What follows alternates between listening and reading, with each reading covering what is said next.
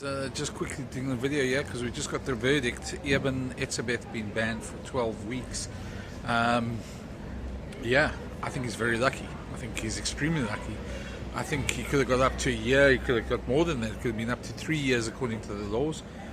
And yeah, so he's got 12 weeks. Ends at the end of March. 12 games. Sorry, 12, not 12 games. The disciplinary committee found that it was worthy of a mid-range entry, and there's 18 weeks was what they said, what they suggested, and then with his good record, his good disciplinary record, they reduced it to 12 weeks. Now 12 weeks is still a long time, 12 games is still a long time. End of March he comes back, but it gives him a good Christmas break. They found that it was intentional, that it was done with malice, and the fact that they said it was a mid-range entry is an interesting one as well, because we've seen some of these. There was the Stephen Ferris one. He was eye gouged. I can't remember the player that did it. They got up to 70 weeks. So, not quite sure how they got to this. I haven't been able to access the full disciplinary committee hearing just yet, and the written decision's not up on the website just yet. So we don't know what exactly that entails. But at the moment it seems that mid-range entry 18 weeks, and because Eben has only got 2 yellow cards in his exact 1 yellow card, and has got quite a good disciplinary record in his long career, that counted for him. And obviously he had a good lawyer, explained it to them, and did pretty well in getting it down to 18 weeks. I think he's really lucky on that. Of course, there's been lots of debates. There was no mitigation. This seems to be what they came up with.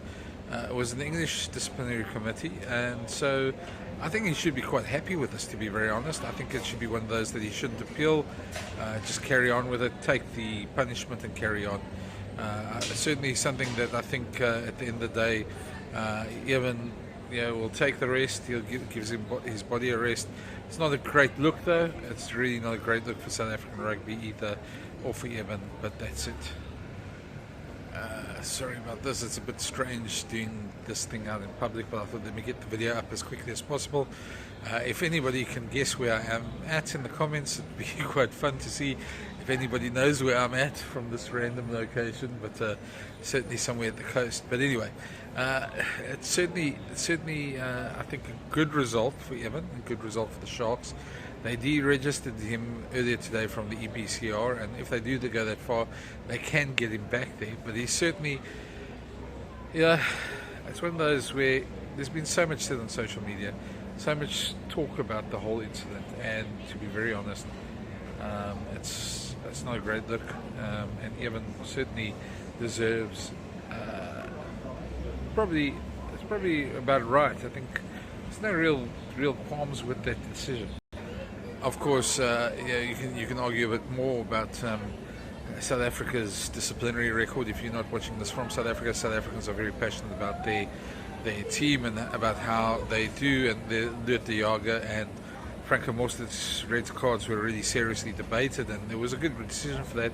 Jan-Hendrik Wessels' one in the URC was also seriously debated, and without evidence he was convicted. So that's a very strange one, but there's, if you look at it across the board,